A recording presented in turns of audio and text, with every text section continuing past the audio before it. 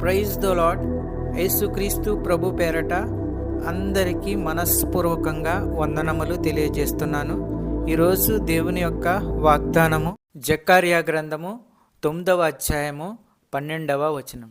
రెండంతలుగా మీకు మేలు చేసేదనని నేడు నేను మీకు తెలియజేయుచున్నాను. ఈరోజు దేవుడు మనకు అనుగ్రహించిన అద్భుతమైన వాగ్దానమును ధ్యానించుకుందాము. దేవుడు మీకు రెండంతలుగా మేలు చేస్తానని వాగ్దానం చేస్తున్నాడు. ఈ వాగ్దానాన్ని బట్టి మనం ప్రార్థించినట్లయితే ఎన్నో అద్భుత కార్యాలు మన జీవితంలో జరుగుతాయి. అంతకుముందు నీవు పోగొట్టుకున్న సంతోషాన్ని, సమాధానాన్ని, నీవు కోల్పోయినవి ఆరోగ్యం కావచ్చు, ధనం కావచ్చు, మరలా నీకు తిరిగి ఇస్తానని దేవుడు వాగ్దానం చేస్తున్నాడు. రెండంతలుగా మేలు చేస్తానని వాగ్దానం చేస్తున్నాడు. సహోదరి, సహోదరుడా, మనలను ప్రేమించి కృపచేత మనకు శాశ్వత ఓదార్పు, మంచి ఆశాభావం అనుగ్రహించిన మన తండ్రి అయిన దేవుడు, మన ప్రభు అయిన యేసుక్రీస్తు. యెషయా గ్రంథము 61వ అధ్యాయము 7వ వచనం. మీ అవమానానికి బదులు మీకు రెట్టింపు శ్రేయస్సు లభిస్తుంది. నిందకు బదులు తమకు లభించిన భాగాన్ని బట్టి నా ప్రజలు సంతోషిస్తారు. తమ దేశంలో రెట్టింపు భాగం వారి స్వాధీనమవుతుంది. శాశ్వత ఆనందం మీకు కలుగుతుంది. సహోదరి, సహోదరుడా, దేవుడు ఈ లోకాన్ని ఎంతగానో ప్రేమించాడు. తన ఒకే ఒక కుమారుణ్ణి ఈ లోకానికి పంపించాడు. ఆ కుమారుని మీద నమ్మకం ఉంచే వారెవరైనా సరే వారిని దేవుడు రక్షిస్తాడు.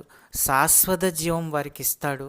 లోకమునకు తన కుమారుని ద్వారా రక్షణ పొందుటకే గాని లోకమునకు తీర్పు తీర్చుటకు దేవుడు ఆయనను లోకములోనికి పంపలేదు. ఆయన యందు విశ్వాసముంచు వారికి తీర్పు తీర్చబడదు. ఇర్మియా గ్రంథము 31:13. వారి దుఃఖమునకు ప్రతిగా సంతోషమిచ్చి వారిని ఆదరించదను. విచారము కొట్టివేసి నేను వారికి ఆనందము కలుగజేతును. యెహోవా ప్రత్యక్షమై ఇట్లు సెలవిచ్చుచున్నాడు. శాశ్వతమైన ప్రేమతో నేను నిన్ను ప్రేమించుచున్నాను గనుక విడువక నీ ఎడల కృప చూపుచున్నాను. మనలను ప్రేమించి కృపచేత మనకు శాశ్వత ఓదార్పు, మంచి ఆశాభావము అనుగ్రహించిన మన తండ్రి అయిన దేవుడు, మన ప్రభు అయిన యేసుక్రీస్తు స్తుతింపబడునుగాక. చెప్పబడిన వాక్యము దేవుడు దీవించి ఆశీర్వదించునుగాక. వాక్యమును బట్టి ప్రార్థించుకుందుము. పరిశుద్ధుడు, పరిశుద్ధుడు అని వేలాది దూతల చేత కొనియాడబడుచున్న దేవా, ప్రేమాస్వరూపి, నీకు వేలాది స్తోత్రాలు, వందనములు తెలియజేస్తున్నాము. రెండంతలుగా మేలు చేస్తానని చెప్పి ఉన్న దేవా, నీకు వేలాది స్తోత్రములు, వందనములు. మీ యొక్క వాగ్దానాల ద్వారా మాతో ప్రతిరోజు మాట్లాడుచున్న అమూల్యమైన మాటలను బట్టి, ఆదరణ మాటలను బట్టి వందనములు తెలియజేస్తున్నాము. ఎందరైతే బిడ్డలు ఏ ఏ సమస్యల్లో ఉన్నారో, ఇరుకుల్లో ఉన్నారో, ఇబ్బందుల్లో ఉన్నారో, మీరే వారి సమస్యల నుండి విడుదల దయచేయండి.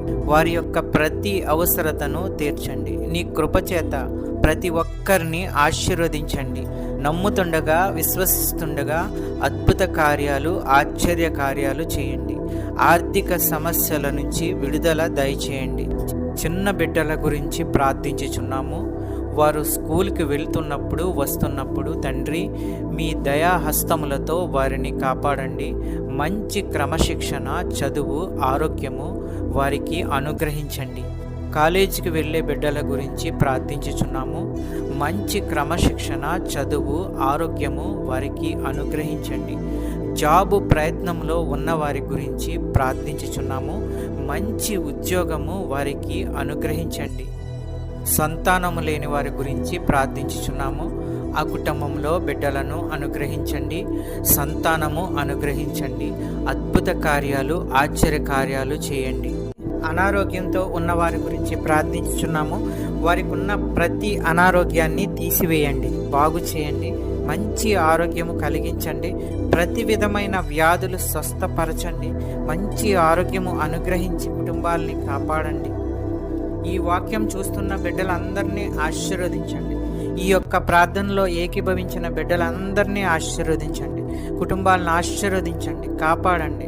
శాంతి, సమాధానము, నెమ్మది అనుగ్రహించి అన్నిటిలో విజయము దయచేయండి. ప్రతి కుటుంబంలో ఉన్న వారి యొక్క అవసరతలను తీర్చండి. పెద్దవారిని, చిన్నవారిని ఆశీర్వదించండి, కాపాడండి, దీవించండి. మా ప్రార్థన విన్నందుకు వేలాది స్తోత్రాలు చెల్లించుకుంటున్నాము తండ్రి. యేసుక్రీస్తు ప్రభు పేరట అడుగుచున్నాను తండ్రి, ఆమెన్. ఈ యొక్క వాక్యములు షేర్ చేయండి, సబ్స్క్రైబ్ చేయండి, లైక్ చేయండి. దేవుని సేవలో పాలిభాగస్తులు అవ్వండి. మీకు అందరికీ వందనాలు తెలియజేస్తున్నాను.